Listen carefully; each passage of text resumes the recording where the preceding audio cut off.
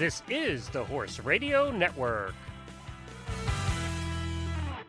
This is episode 11 of the Stable Scoop Radio Show, the cloning episode with ViaGen.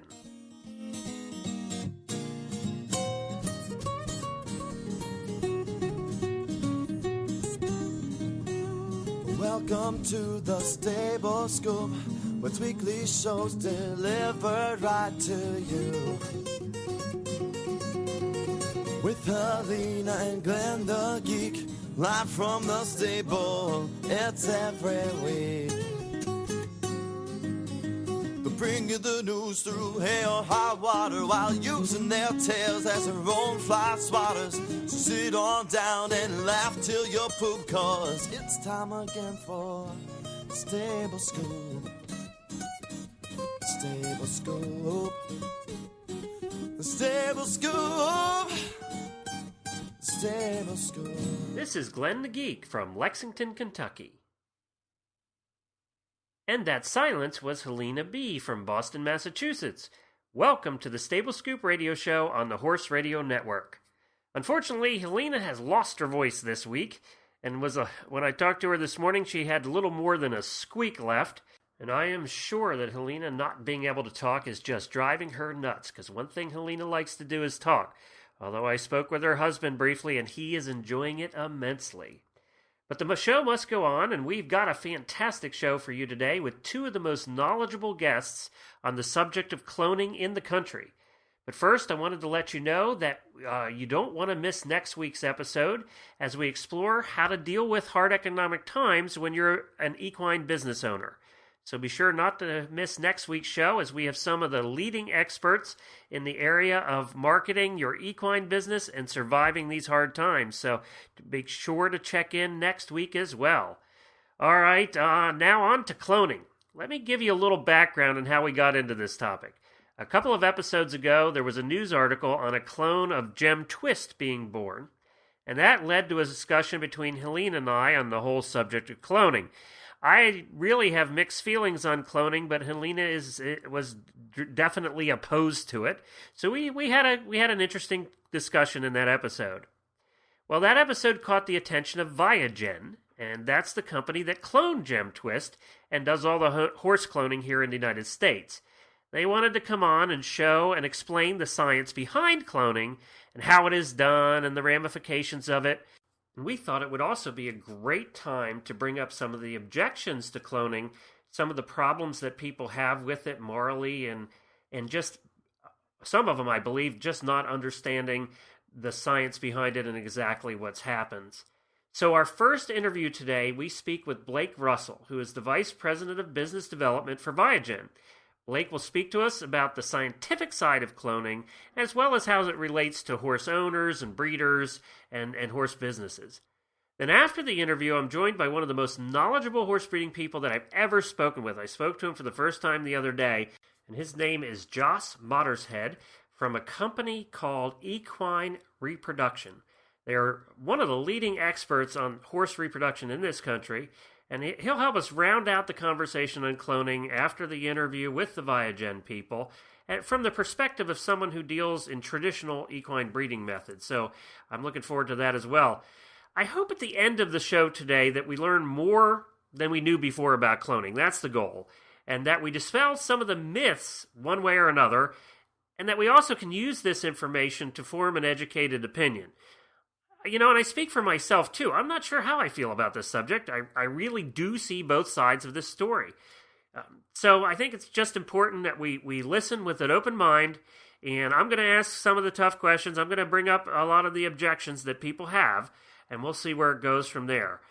So let's get on with our first guest. He is Blake Russell, VP of Business Development for ViaGen, which can be found at viagen.com. That's VIAGEN.com. They're the leader in horse cloning in America, and I did want to note that we're having some internet trouble this morning, so I'm hoping that doesn't cause a problem with the interview. We'll do the best we can here. Hi, Blake. How are you today? I am great, sir. How are you? All right. We appreciate you being on with us today. What happened was a couple weeks ago we had an article that we did, a news story that we did on the show about Gem Twist's clone. And that actually led to a few emails, and people seemed to be definitely have an opinion one way or another on this subject. And what happened also was a person from your office contacted us and said, hey, can we come on the show and explain exactly how it's done? Because Helene and I ended up in a little bit of a heated conversation because she's definitely against cloning. And I said, sure, that would be great. Let's have somebody from ViaGen on and try and get the facts out there so people can decide for themselves. Excellent. That sounds great. All right. So let's start at the beginning. What is cloning? How does it work? What's the science behind it? So if you think back 10 years ago, most of us know about the cloning of Dolly the sheep. The technology that we use is actually the developed technology that was used to produce Dolly the sheep. And what that is we can take a somatic cell. So any adult cell in your body carries all of the necessary genetic information, right, to replicate your genetics or your genotype. So the way that the process works is we take a biopsy from the animal being cloned. And again, every cell in that biopsy represents the genetics of the entire genetic piece of that particular animal, even though that particular cell has itself to become connective tissue or muscle or skin, it still has the entire genetic information in each and every cell. And so we have the ability to take those cells, preserve those cells in culture, and then we can take the DNA from those cells, place it into a blank oocyte or an unfertilized egg. And the reason I use the word blank is because we enucleate. We take the genetic information out of that oocyte. So it's now a blank egg. All it has is the energy and nutrients to develop into an embryo. We place the genetic information from the somatic cell from the original into that oocyte and then place it into a set of chemicals to give it messages that cause it to believe it's been fertilized. And the amazing thing about these cells, DNA then has the ability to reprogram itself from whatever type of tissue that it was. It reprograms into, now I'm an embryonic cell, and then it starts to grow and develop as a normal fetus. We place that into a recipient mare, and 330 days later, or the gestation of a horse, we end up with a genetically identical animal to the one that the original that we took the biopsy from. So does it it doesn't matter what cell, what part, where the cell comes from on the donor? It does matter. Every cell in the body carries carries the full necessary genetic information. If you remember, in fact, Dolly was actually cloned from a cell from the mammary gland of sheep. We have our best luck from biopsies that are taken that include connective tissue and muscle. And so we take a very small biopsy from the neck of the horse, typically under the mane. And in a matter of a week or so, you can't even tell that the biopsy's been taken. And typically it is the fibroblast cells, the connective tissue that grow the most effectively in our medium, and ultimately that's what we produce a cell line from and preserve. And that cell line that we preserve, we can take that right into cloning and produce an embryo for or we can preserve that cell line in perpetuity. And we have a significant number of clients that just ask us to take the biopsy. We then produce a cell line and we preserve that, and that'll be available for any time in the future should they decide to clone that particular animal. When did this cloning actually start with horses? So Professor Galli at a university in Italy cloned the first horse, and I believe that was about 5 years ago. ViaGen produced our first horses we actually announced our first live foals in February of 2006. The only other group to have ever successfully cloned horses is Texas A&M University. And today, ViaGen are the only group that are actively cloning horses for the public around the world. Okay. And you guys are out of Texas, right? We are. We have a laboratory in Texas. We have a laboratory in Kenya. And we have a laboratory and mainly a sales office in Mexico. I have a lot of questions here, and I know there's a lot to go through. And a lot of this involves, some of the objections that have been brought up in the past and some of the things that people are discussing now on the forums and all of that kind of thing. So as far as the mechanics are concerned, we take that cell and basically we combine it with an egg, so to speak, correct? Correct. Okay, and then it gets planted in a mare that carries the foal to fruition. Correct. Does the host mare have any factor at all in the development of? I know it has a little bit of a factor. I guess we're getting the genetics or the whole topic of conversation of the environment. But is there any factor? Does that mare have any factor in the maturity of the foal?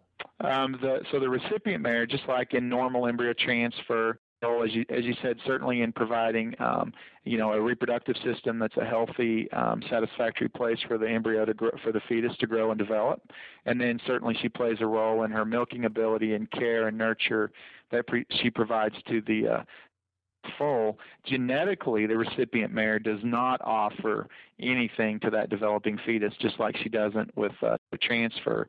But she's a very important part of the process. We work with a provider who has more than 2,000 recipient mares, and we select recipient mares that are sized appropriately for the size of foal expected based on the type that we've been cloning, as well as mares that are reproductively sound and are of a proven record of being good mothers. Who is your customer right now? Who is the one that's coming to you? And this isn't cheap. It is not cheap. No. So, and we're talking six figures here from what I've read. Am I close? You are correct. Okay. We charge $150,000. All right. So these are serious people who are coming to have their horses cloned. So what is the customer you're seeing now? So we have clients from all over the world. I would say we've cloned horses for people from 8 or 10 different countries, and we have more interest from other countries each and every day. The client that comes to us, client who owns a superior performance animal that maybe was a gelding, and they don't continue to breed that animal, and so they're interested in preserving those genetics and using those for breeding, and so they would produce a clone foal of that gelding that would obviously be a stallion, and then they would raise that animal for breeding, or possibly a tremendous brood mare that had demonstrated a great ability to pass her superior genetics onto her offspring. We have a number of people that we would clone for those types of animals, as well as today we are seeing more and more animals that are more and more owners that have great performers that are interested both in the possibility of using that animal for breeding, as well as at least interested in the possibility of using that animal for performance as well. Can you actually clone an animal that's deceased? Well, we cannot collect tissue from an animal that's deceased. Okay. So once we have the biopsy, then again that animal could be cloned in the future. But we do need to take the biopsy from a live animal. Okay. So if they haven't planned ahead and the animal dies, then they're out of luck. In fact, it's one of the most difficult things that we face. That I get multiple calls every week from people who have just lost maybe the greatest horse that they've known in their lifetime, right, and they want to know what can we do. And again, it's something that you need to plan for in advance. So have you found that the objections to this are lessening over time, or is it becoming more accepted, or you still have the critics, the same number of critics out there? Of course, my world isn't particularly balanced between those that are in favor of and those that are against. Right. Of course, the people that are in favor of are the ones that are calling me the most often. Exactly. Yeah. But I give presentations actually around the world and talk to a number of different people, and I'm finding very few objections among horse people. So people that have actually been involved in breeding programs, that think about their breeding programs, I get very few objections from those kinds of people. And have any of the associations yet signed on board? I think I just read something about the National Cutting Horse Association. Well, so the National Cutting Horse Association, they do not require a particular registry of the animals that compete in their events. And so they've, of course, said, well, then certainly clones are welcome to compete in those events as well. They also have any unregistered horse can compete in those same events. All they're concerned about is that the horses are of the appropriate age. There are a number of registries in Europe that register sport horses. In fact, several of those made announcements this last year about clone foals that we delivered that they were very famous horses. The originals were famous horses in their registry. So they're very happily announcing that they now have these clone foals that they would expect to become part of their registry. A number of the sport groups also include an inspection to become part of their registry, and so there are a number of clone foals that, as they grow and develop and are available for inspection, would be expected to be added to those registries. And then we have active dialogue with other major registries like the American Quarter Horse Association and others that currently don't register, but are looking at certainly trying to educate themselves and see to it that they're informed so that they understand what the implications of registry would be. And again, we're cloning many of the greatest horses around the world, and so there becomes a compelling reason for registries to at least consider. So, yeah, and I think that I actually had an email conversation with the Quarter Horse Association, and they basically said, well, it's up to the members, and they think it'll come up for a vote again at their next meeting. I think I don't know exactly how they make rules within the registry, but definitely, for example, I met with just last week a group of about 30 members of the AQHA that are part of their stud book and registration committee, and they also had some academic scientists there to inform them as well. And again, I think that dialogue went very positive, and most of the people that have studied cloning and think about the potential benefits of cloning, including the independent scientists that come in and speak on their behalf, they see it as, again, there's tremendous opportunity and very little downside associated with technology. Have we had any, how long have we been cloning horses? So from Professor Galli's first horse in Italy, I'd say we've been cloning horses for about 5-6 years. So we haven't had any that have lived out a full life at this point? No, that's correct. Okay. And so the question always comes up, will they have the exact markings as the donor? One would not expect them to have the exact markings of the donor. So coat color is something that's under genetic control. And so the clone foals will have the same coat as the original. So if it's a gray, it'll be a gray. Correct. Okay. And so that is always the same as the original because that's under genetic control. However, white markings, there are a genetic by environmental result. And so the melanocytes that form white markings gravitate from the midline of the fetus to the extremities through the course of development. And there are a lot of different theories for what pieces of environment particularly impact that. Some think it's temperature of the uterus, thinks it's the position of the fetus, etc. No one really knows for certain, but typically what happens is the foal has roughly the same amount of white markings or a similar amount of white markings to the original, but they can be quite different in different places. And so if he had 2 white front feet, he might have 1 front, one rear, or if he had a star, he might have a strip. Because again, there's a G by E, genetic by environment interaction going on there. The genetics of the foal are exactly the same as the original, but those kinds of environmental things can be different. Okay, and that's where you really get into the nature versus nurture conversation, too. Is have we proven in any of the clones to win as much as mom and dad, or haven't we gotten to that point? We haven't gotten to that point. The only thing that we know for certain is that the breeding value of the cloned animal is going to be the same as the original, or in the original is a gelding, the same as the original could have been had they been a stallion. So the breeding value, and that's the place that, again, as scientists, what we think is the clearest reason to clone an animal, clone a proven breeder, and you get a genetic copy of that animal. In terms of performance, there is if an animal is a superior performer, he likely got a tremendous genetic advantage, so he's got the right genotype for competition. But he also probably got a fortuitous dose of environment. And so what you're going to need to have to replicate that performance is, again, that you have the same genetic potential, but you obviously then have the life of the animal, well, from conception through the life of the animal to try to replicate the environment to have an animal with the same performance potential.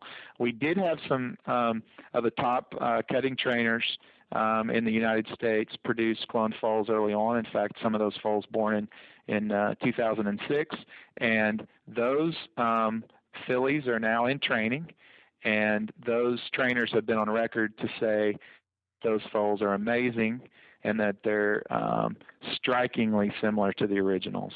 So we're still another year we're getting hard data back on some of them, but I'm going to say that each and every animal, again, will get a slightly different dose of environment, and so there will be some of these that will prove to be as good or better than the original, and there will be others that performance-wise won't measure up to the performance of the original, but their breeding value, however, will be the same. Will there be some owners who go, well, I don't want to risk.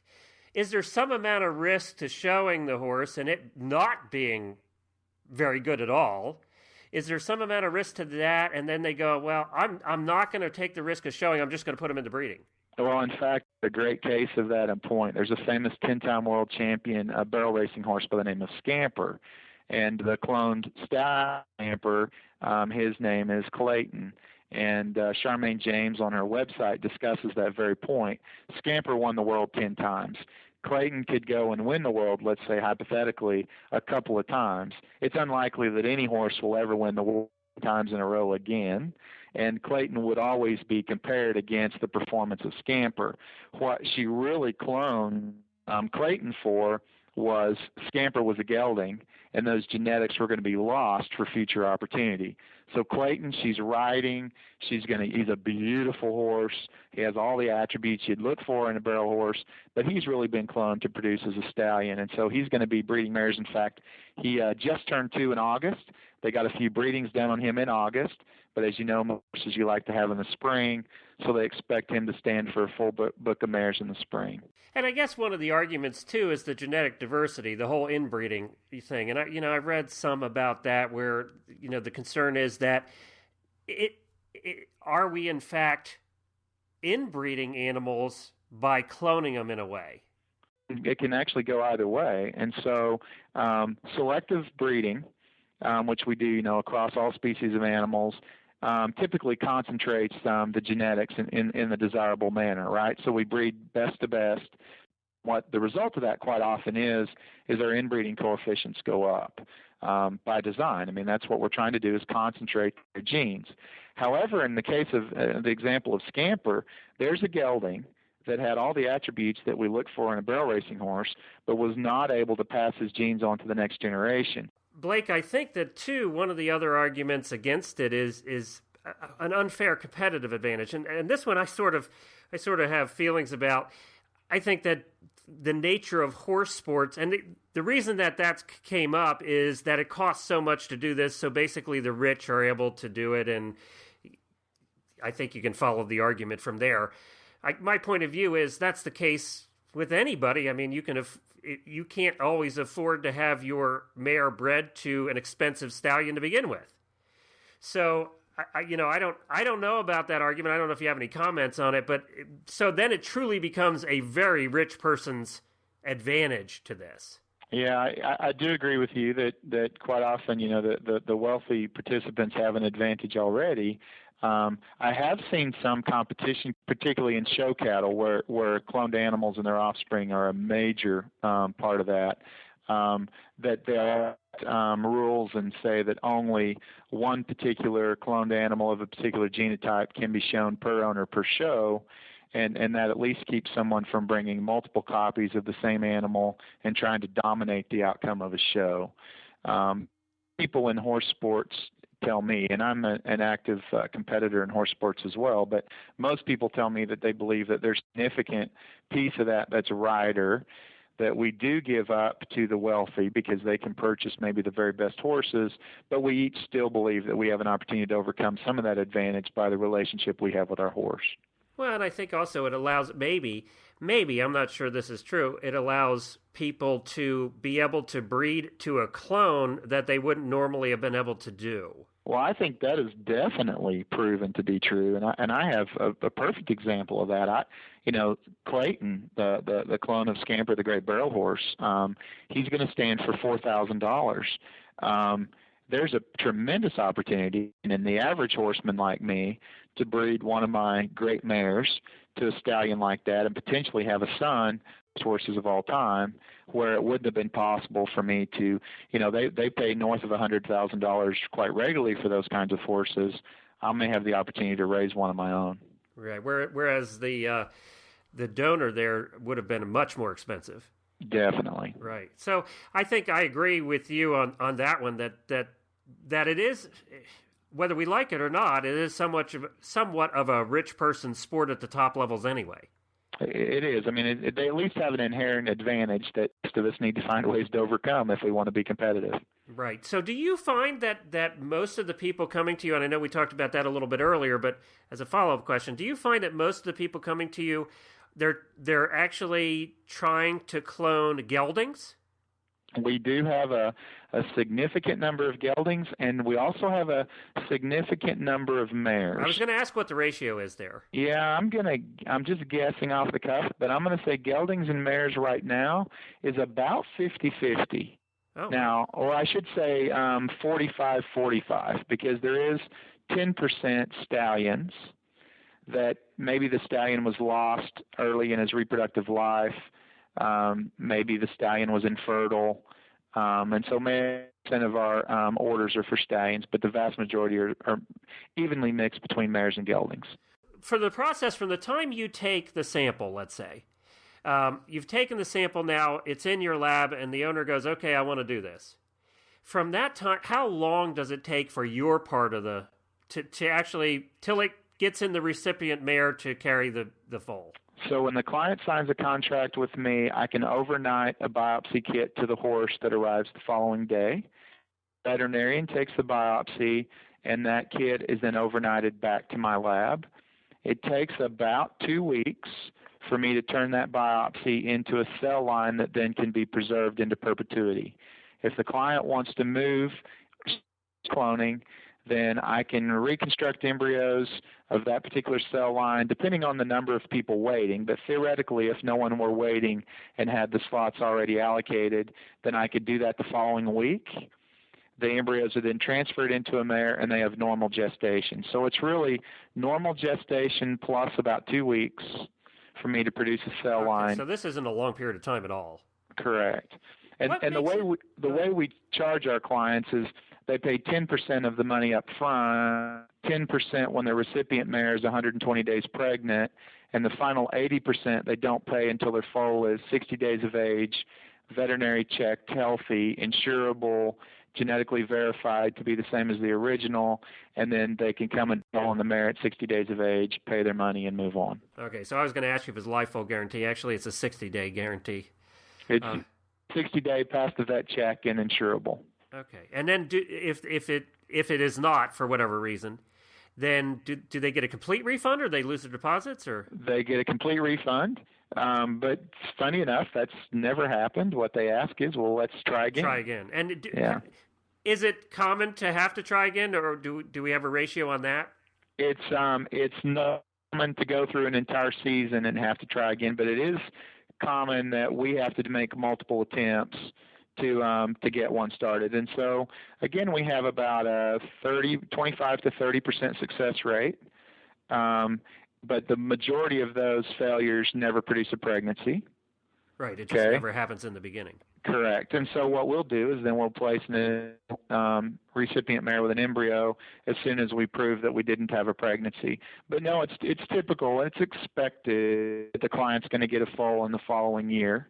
And our breeding season lasts from about the 1st of March until about the middle of October. Okay. And then mares aren't cycling, and it's very difficult to continue breeding. Can you say how many you do a year of horses? We have more than 75 seeds right now due for foaling next year. I can say that. 75 in the oven?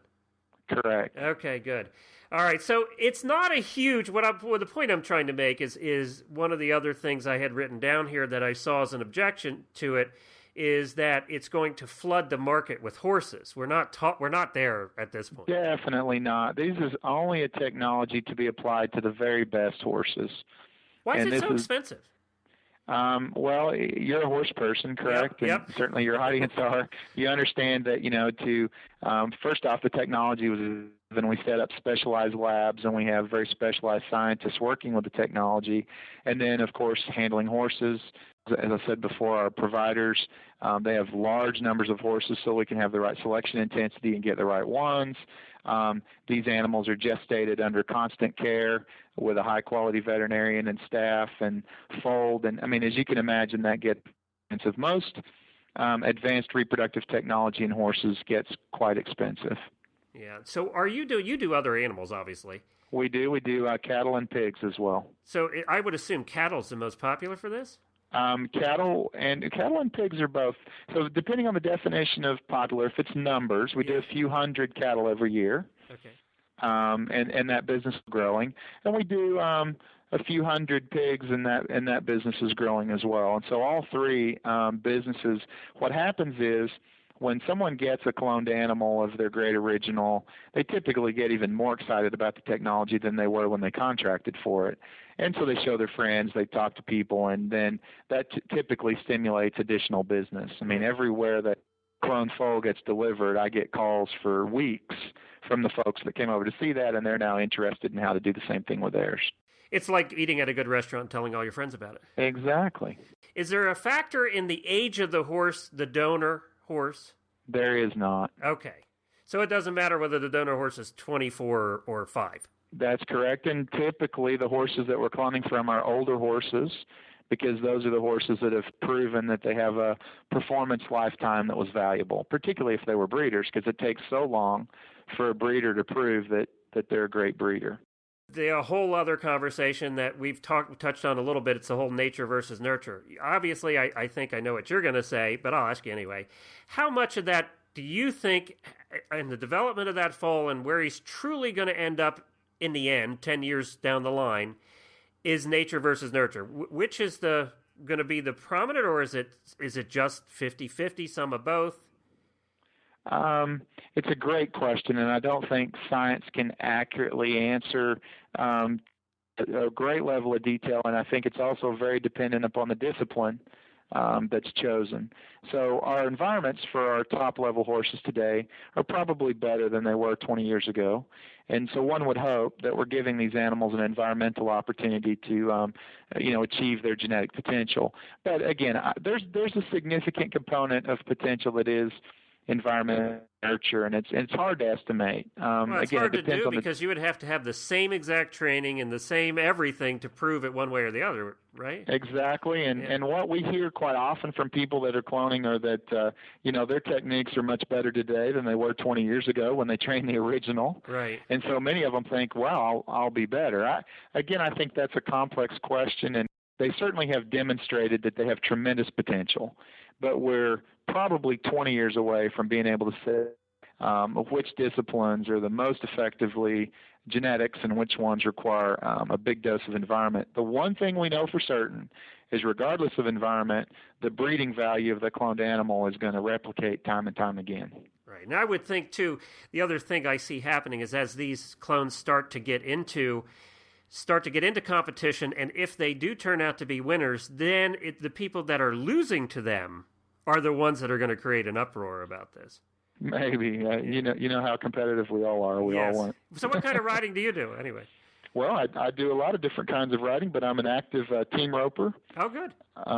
So I do a lot of Western sports. Yeah, well, you're in Texas, so. I am, that correct. Kind of fits. That kind of fits. All right, I think we've covered a lot of territory here. Is there anything that you want to get out there, any additional message that you would want to put out?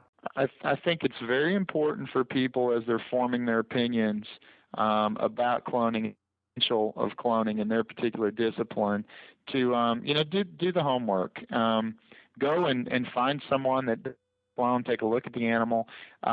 We certainly try to get around to the major shows, and we're trying to make more and more of the clones available for viewing. But very few people that actually invest the time in seeing them, thinking about this, walk away with strong negative. As you said, it's quite expensive. So a number of us just may not be able to actually clone our greatest horse, but we certainly can think about the possibility of breeding to one in the future. Right. And of course, the biggest objection that I have seen, and this is where I'm not sure how I feel about it, of course, is the moral side of things. Is it right? Is it against God's will? And you can't answer that question, but I think that that's the other side to this story that you see most often on the objection side. Can I answer that question as it relates to me? Sure. Because I do spend time thinking about those kinds of things, and as you know, and as probably know, in Genesis, I happen to be a Christian. Okay. So I work from the Bible, and in Genesis, and dominion over the animals. And because of that, we've had breeding programs for centuries, and every animal we know today that's not in the wild is the result of those breeding programs. And we use artificial insemination and embryo transfer and a number of things to both feed the world more effectively as well as produce animals for companionship. Cloning is just a very precise breeding technology. And so really it's just a continued step as we've been given the knowledge that it's no different than any of the other breeding technologies that we use, even natural mating, where I choose the stallion and I'm the mare. Natural mating in the wild is very different than that. Right. And so cloning really, from a moral perspective in animals, I don't think it takes us to a whole new level that we've not already been on for centuries. And quite often then I get the question, what about humans? Well, we're not talking about humans here. Yeah, but I think that everybody would say it's the whole slippery slope theory. It is, but I ate a hamburger yesterday. I'm not going to eat a human tomorrow. There's a very clear line between animals and humans. That's a very effective. We were given dominion over the animals, not humans. And so to us as animal scientists, that's an extremely clear line, and it's one we're not interested in crossing. Okay, well, that's good to hear. That was my next question, is the whole slippery slope theory, that you once you start going down this road, it's hard to stop. And that may be true, not of your particular company. That may be true of where another company or another group of individuals wants to take it, but that's not where you're going with it. And that's really up to governments and people that are making policy to make certain that we don't head down that path. Right. Well, I think this has been a very interesting conversation. I think you might have cleared up some of the myths that are out there. And I think that's a good thing. I think that we'll let people determine for themselves. Probably, I don't know if we've changed any minds one way or the other. People tend to have strong feelings about subjects like these without a lot of knowledge, and hopefully we just gave them a little bit more knowledge to deal with. Well, it was a great pleasure, and I'm around cloned animals every week, and it's just been a tremendous ride. So we enjoy the opportunity to share with anyone. And give your website and everything so people can read more about it. We are at ViaGen.com. So they can go on there and they can see certainly photos, videos, et cetera, of the cloned animals and learn more about our business. And there's also an opportunity to contact our website, and I will be more than happy to personally answer any questions that are sent in via that website. All right, and we'll put those notes in our show notes so that people can get a hold of you or your company if they want to. Super.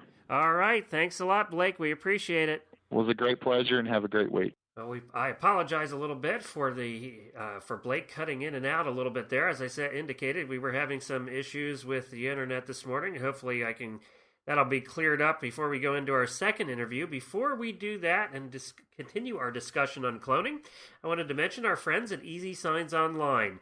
We thank them for sponsoring the show.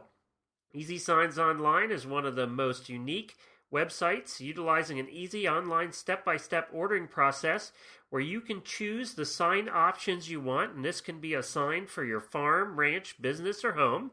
They do entrance signs, magnetic vehicle signs, barn signs, stall signs, vinyl banners, outdoor signs, all kinds of signs. And the nice part is you do it all right at easysignsonline.com. That's the letters EZ and then signsonline.com.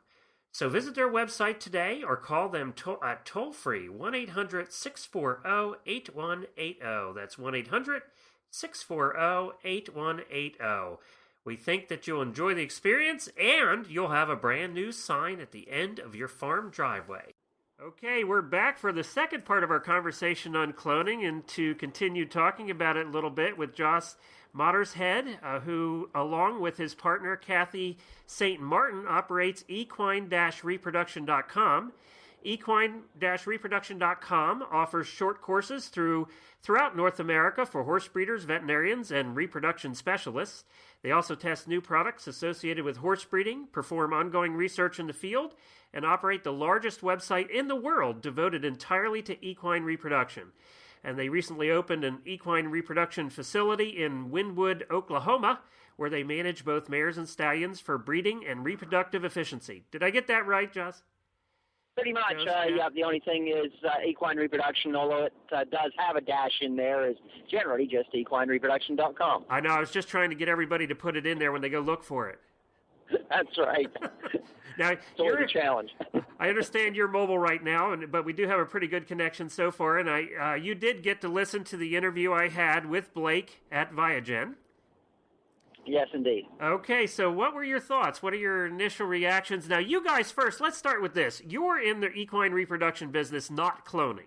That's correct. Yeah, we don't clone. We're not involved in the cloning process. Tell us a little bit about what you guys do. Well, we do a fair amount of what have become pretty well commonplace advanced reproductive technologies, things like embryo transfer, semen freezing, stuff like that we do. And that's in addition to the regular breeding programs of artificial insemination, shipping semen cooled, which is very much a standard in the industry now. In most portions of the industry, I should say. There's a couple of areas that don't use those technologies, but the vast majority do. Right. So, okay, how do you feel about cloning? And then we'll get into talking a little bit about what we talked about with Blake. I just basically consider it another technology for use in the reproductive field. I don't see anything wrong with it. I think it's a very practical use in some areas.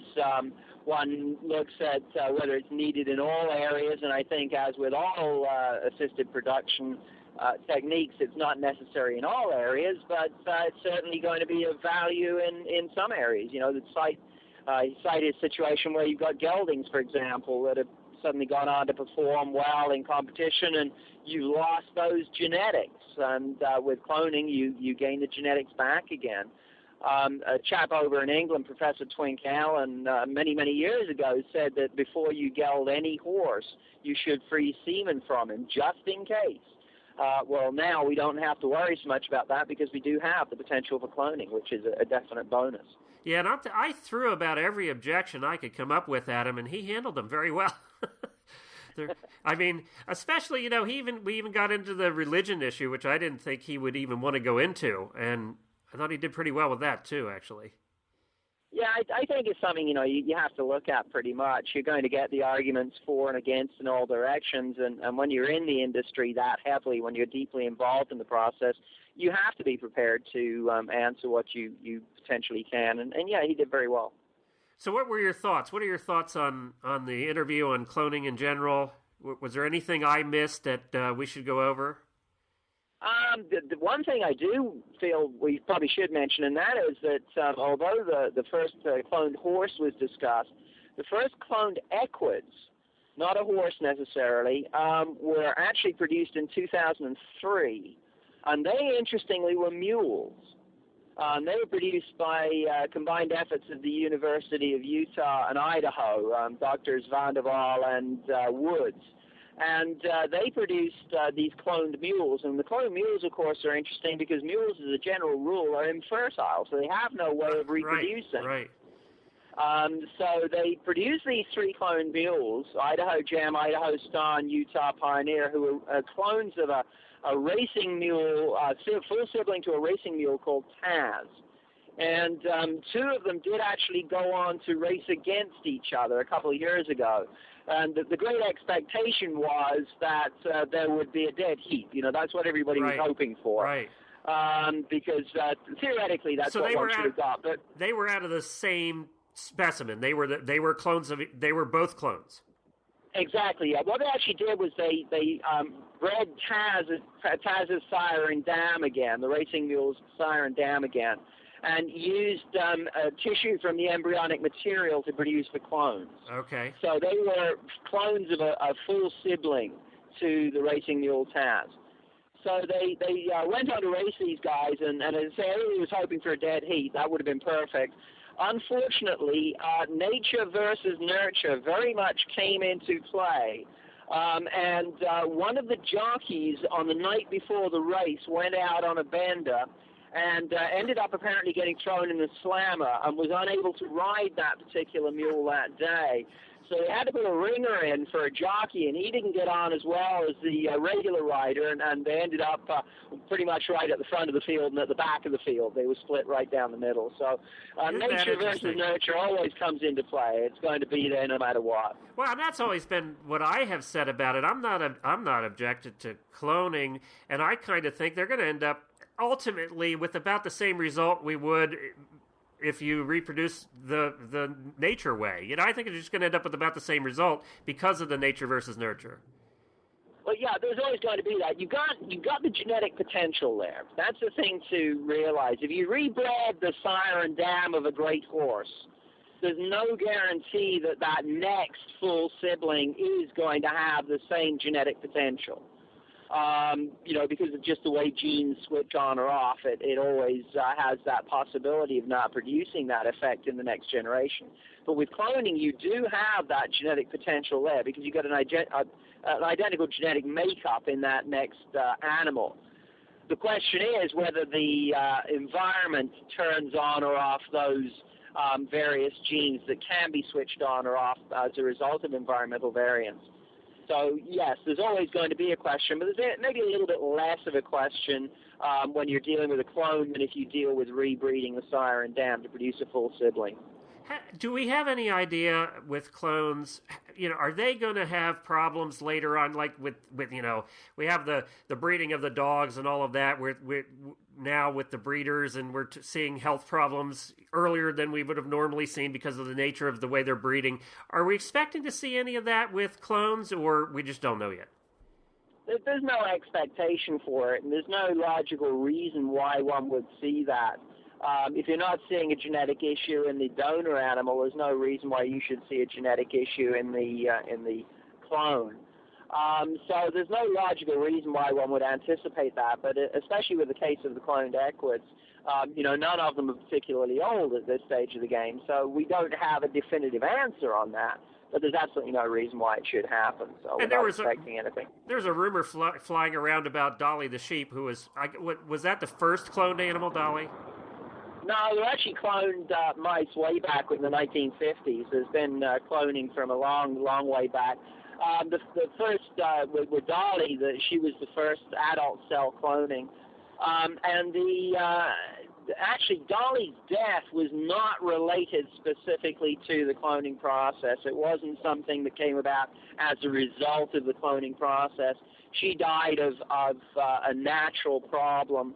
Not something related to cloning. So that's actually an internet myth, a mythology, if you will. Okay, I thought that might be the case. She actually died of a disease that I think it was in the lungs that sheep get all the time.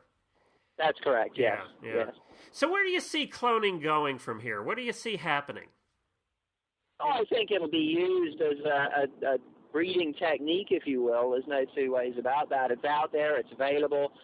We're going to see it being used more and more. As we said yesterday, I think there's 75 cloned foals due this year. So that's up dramatically from the 4 or 5 that were produced a couple of years ago. So we're already seeing an uphill swing on it. It's never going to be, sort of thousands and thousands produced every year. It's not going to, I don't think, be as popular as embryo transfer. The price is going to prohibit that, I think. Exactly. So, just as a comparison here, hold that thought. What is he indicated it's $150,000 to clone a horse. Like, you do an embryo transfer, what's that run? So, just as a comparison. It depends a little bit on how it's set up, but if you produce your own animals for the donor and recipient mares, then you can actually get away with under $2,000 by the time you get the breeding in and everything all in together. If you're having to use a recipient mare belonging to the facility that's doing the embryo transfer, then obviously there's a charge for that on top as well. But comparatively speaking, it can be considerably cheaper. And that is an interesting point, because when embryo transfer first started off, you were typically looking at $5,000 to $10,000 for an embryo transfer program. But now you're looking at considerably less. So the market demand has reduced the cost, and I'm sure that'll happen to some extent with cloning, but I don't think to the same extent. Well, I think it's a lot more specialized. Yeah, and it would require, I think, ViaGen to get some serious competition. Is there any of that out there now? Right now, he indicated they're the only ones in the United States even doing it. Well, Dr. Vanderwall up at University of Idaho has been offering commercial cloning, I believe. But I don't think they've actually got a cloning program on the go at the moment. I believe they did some work last year. But typical university setting, they're always short on funding. Right. So that's always a problem in that situation. They hope to get more out of the private sector, but to the best of my knowledge, they haven't at this point. But you'll see, I'm sure, some other programs and other companies starting to do it. Which breed or discipline do you see using it the most and become the most interested in it? Well, I don't think we'll ever see it in thoroughbreds, just because they're so strict about everything they do. At least that was kind of the way I was going to go at it. It was more a matter of where you're not going to see it. And I would almost certainly say that in my lifetime, it would be surprising if you saw it in the thoroughbred industry. I mean, that just for people that don't know, they don't even allow, I mean, you have to do live cover with thoroughbreds. Exactly, yeah. There's not even AI permitted in the thoroughbred industry. It's a totally dark ages viewpoint, but I guess that's another topic for another day. Right. So you think you'll see it on the western side more than the English side, or both? No, I think you'll see it on both. I don't think there's any reason why it'll be one more than the other. Okay, and I think that in what he indicated with his conversation with the associations is they'll start to come around here very quickly, I believe. Well, I think market demands it. And an interesting point as well that wasn't raised yesterday, and this is something that we on the website have held to since the original inception of cloning in the equine, and that is that a registry not recording these clones in some way is actually not serving the best interests of its membership. As I said, we have no expectation that there's going to be any problem with the clones, none whatsoever. But in the event that there were a problem down the road, if you're not recording these animals as a registry, then you have no way of tracking potential offspring. Now, this becomes particularly important in the case of male offspring, because the DNA in the male clones and the offspring of the male clones are going to be identical to that which is seen in the offspring from the original donor animal. So, for example, if you got a cloned male and you freeze semen from that cloned male and you breed a mare with that semen, the resulting offspring will have exactly the same DNA as an offspring from the original donor animal. There's no way to differentiate between the two. Okay. Now, as a breed registry, if you got Stallion X, if we want to call him, or perhaps Stallion Y might be better, you call him Stallion Y, you breed to him, and you have offspring. Well, Stallion Y is 28 years old, and Stallion Y drops dead. But there's a clone to Stallion Y. And the breed registry has said, well, no, we're not going to register clones. So they haven't registered the clone. But Stallion Y is still standing around in the barn, and they collect semen from Stallion Y, and they breed mares. Well, there's absolutely no way for the registry to differentiate those offspring from the clone of Stallion Y as opposed to the Stallion Y himself. So a registry that doesn't record in any way, shape, or form the clones is potentially going to be open to abuse in that type of a situation. So what we recommended from early on in the cloning issue is that a breed registry, all breed registries, should register the clones with an identical number to the original donor animal plus a suffix. So 1, 2, 3, 4, 6, 1, 2, 3, 4, 5A, 1, 2, 3, 4, 5B, right. 1, 2, 3, 4, 5C, whatever. And at the same time as the registration, the animal has to be microchipped. And any work that involves a record, be it performance, be it breeding, whatever, involving those animals, the microchip has to be read, and which animal it is needs to be identified. And that way, you've got a paper trail, if you will, identifying just exactly what animal it was that was the originating genetic material, whether it was the donor, original donor, or whether it was the clone animal. And I think that's very important. I think we need to see that happening. Isn't it interesting? I never even thought about that, but isn't it interesting that the more technology we get, there is the more opportunity for abuse, new types of opportunity for abuse of a system. Oh, absolutely. You know, and people that are going to abuse the system are going to do it no matter what. You know, so right.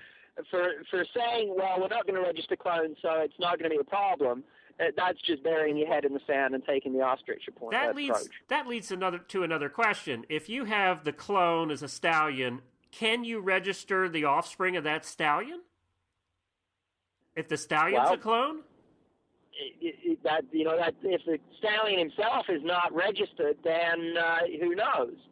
The interesting point is going to be where the European registries, for example, some of the warm blood registries, they require performance testing on stallions.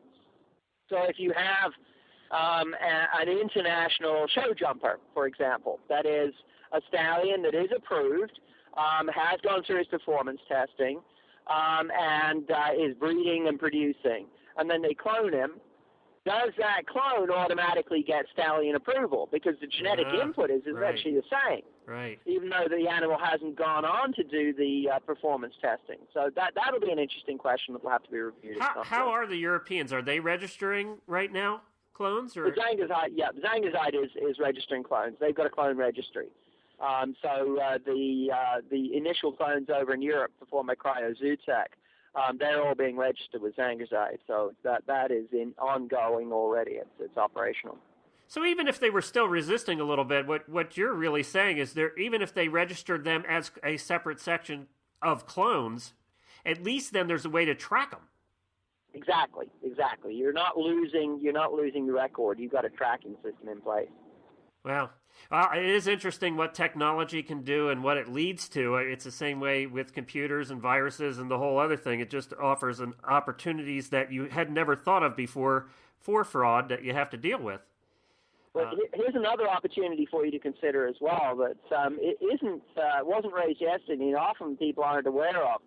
And that is there's more to cloning all species, but especially the equine, than just simply reproducing an animal. And that is a better understanding of cellular technology. Horses get melanoma. Gray horses get a melanoma, skin cancer. But they don't die from it. It's a fairly common problem with gray horses, but they don't die from it. The humans, of course, do. Horses do not get prostate cancer. Why not?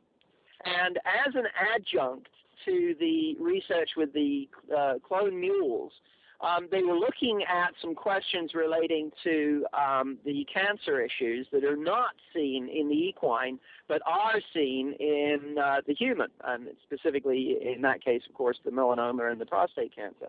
And one of the things that they did find in connection with the cloned mules was that in order to get a better success rate, they needed to increase the calcium levels involved in the cloning process compared to the calcium levels found in the cellular content in the human, for example. Okay. So is that part of the reason why we see a difference in the cancer rates between humans and equines? We don't know at this stage of the game, but it is something that was being looked into, which is rather interesting. And always with this kind of research, good things come about that you were not expecting. Exactly. Yeah, exactly. There's more to it than reproducing the animal. NASA was the biggest proof of that we've ever had. All the things that have come out of NASA that were byproducts of the space program. Exactly. Yes, I mean there's a huge amount of research going on in different directions. It's very rare that you'll get one specific research project looking at one thing, and most commonly you'll find there's a bunch of little research projects going on as satellite projects, if you will, and that's certainly the case with cloning. Well, I think that I appreciate you being on today. I think you've clarified a lot of things and added to the conversation. And it's still, people are still going to decide for themselves. But I think, at least in the last hour, hopefully they've gotten more facts than they had before to make an educated decision about how they feel about cloning in general. Well, I hope so. The misunderstandings and the misconceptions and the mythology behind the cloning, I think, is a large part of the problem that's seen with it. Just a lack of understanding of the whole process and what it's all about. And I think the people who are most heartfelt about it, as I discussed with Blake, are the religious who are concerned about the slippery slope. And his argument about the hamburger was very effective and caught me a little off guard. Yeah, it's a very good one. I hadn't heard that one before either. No, me either. It really did catch me a little off guard. But his point was well taken. However, I think that my point is legitimate too, is that, just because ViaGen may not be dabbling in that doesn't mean others will not. And that's where he came back and said legislation, is the thing that's going to need to control that. And he's right. Oh, for sure. Over in England, they have it more strictly regulated than in North America.